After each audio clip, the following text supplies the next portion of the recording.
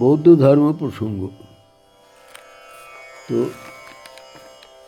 আমরা জানি যে ঠাকুরও বলেছেন যে কাম কাঞ্চন ত্যাগ না করলে তাকে পাওয়া যায় না। তো সেই রকম কাম হচ্ছে একটা সাধনায় এগিয়ে যাওয়ার একটা বড় শত্রু। তেমন বৌদ্ধ ধর্মে আমরা দেখি মার এ হচ্ছে কামলোকের অধিপতি। তো সে সাধকের তপস্যা ভঙ্গ করার জন্যে নানা রকমভাবে চেষ্টা করে।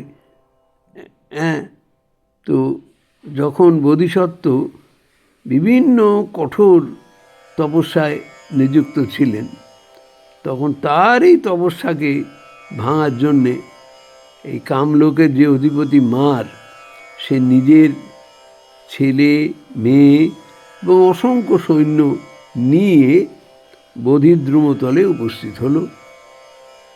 কেমন এই বুদ্ধচরিত কাব্যের মধ্যে এই বুদ্ধদেব কীভাবে এই মারকে জয় করেছিলেন তার বর্ণনা আছে। কেমন তো সেখান থেকেই আমরা জানতে পারি যে এই রাজর্ষি বংশের জন্মগ্রহণ করা যে মহর্ষি বোধিসত্ত্ব, তিনি পরম জ্ঞান লাভ করার জন্যে খুব দৃঢ় প্রতিজ্ঞ হয়ে বোধিদ্রুমের তলায় আসীন হলেন। এরকম তাতে সেটা দেখে সবাই আনন্দিত হলো। কিন্তু এই যে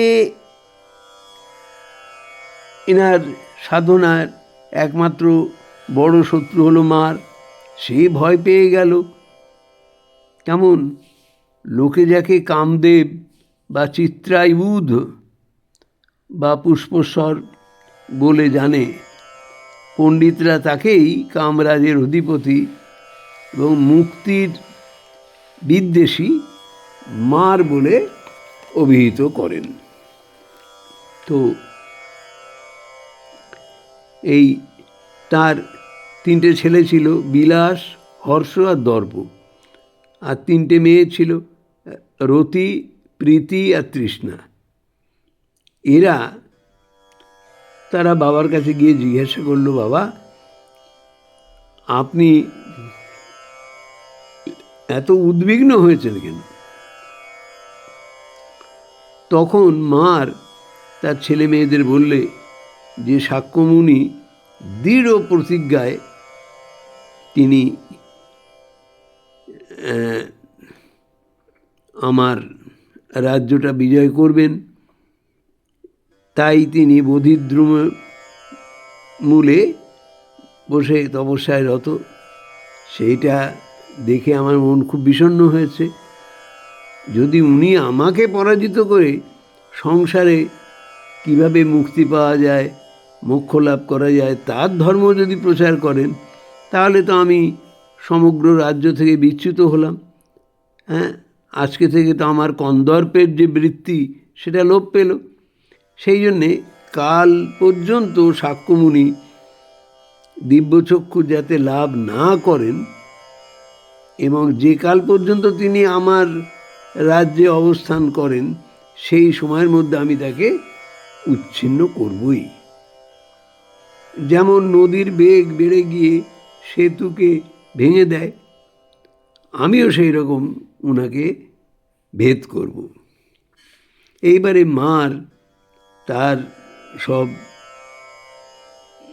অস্ত্র শস্ত্র নিয়ে, বাণ, ধনুক এইসব নিয়ে, নিজের ছেলে মেয়ে এবং সমস্ত সৈন্য নিয়ে গিয়ে ওই বোধিবৃক্ষের তলায় উপস্থিত হলো।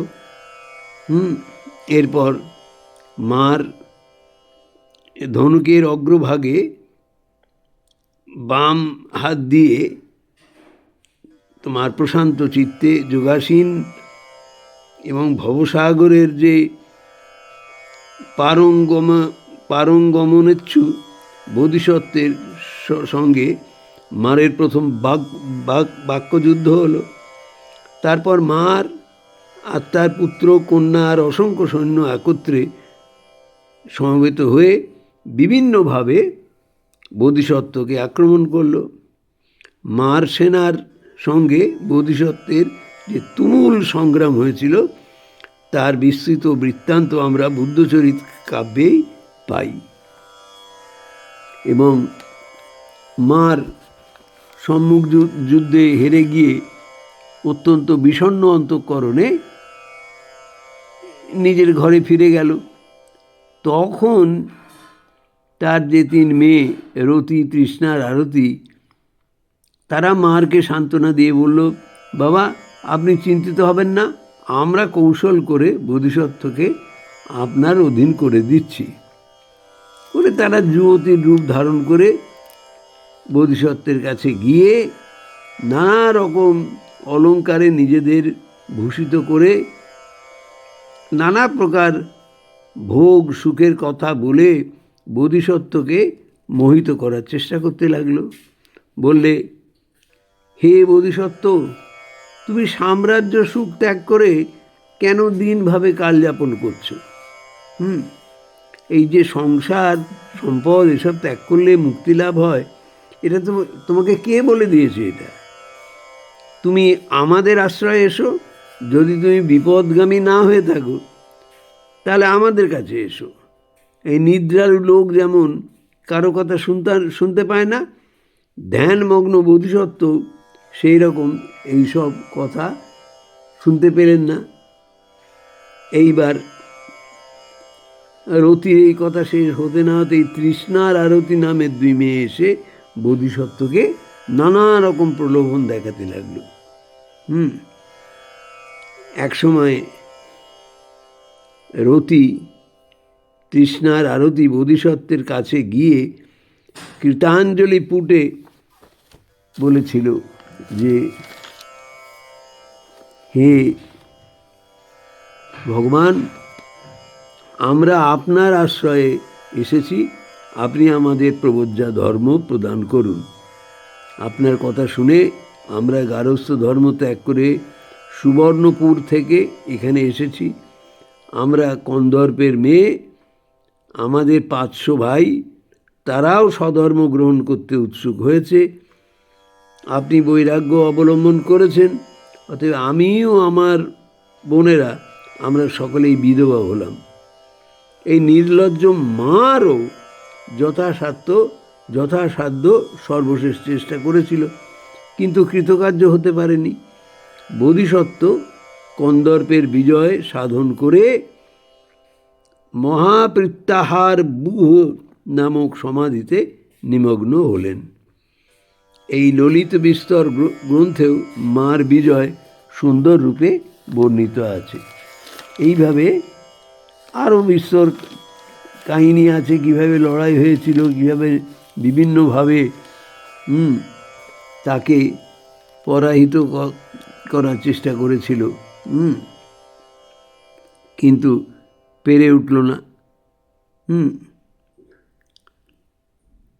ওই মার বললে যে, আমি কামরাজের অধিপতি, এটা সংসারে দেব, মানব আর মানুষ সবাই আমার বশীভূত।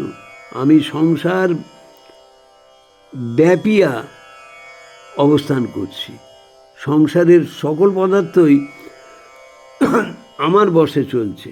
অতএব হে বোধিসত্ত্ব, তুমি যোগাসন ত্যাগ করে ওঠো আর আমার কথা অনুসারে তোমার মনকে বিষয়ভোগে ব্রত করো। তো তাতে তো বোধিসত্ত্বের কোনো নড়চড় হলো না। তিনি উত্তর করলেন, দেখো মার, তুমি কামনা সাম্রাজ্যের অধিপতি, তোমার আত্মসংযম নেই, সুতরাং কোনো বিষয়ের উপরই তোমার প্রভুত্বও নেই। তুমি কামেশ্বর। তুমি যদি দুর্গতিপ্রাপ্ত না হও তাহলে দেখবে আমি তোমার সামনে বুদ্ধত্ব লাভ করব। এইভাবে মার সৈন্যেরা, মারের ছেলেরা, মারের মেয়েরা এবং মার স্বয়ং সম্পূর্ণরূপে পরাভূত হলো। এটাই হলো সংক্ষেপে বুদ্ধদেবের মার বিজয়। কেমন?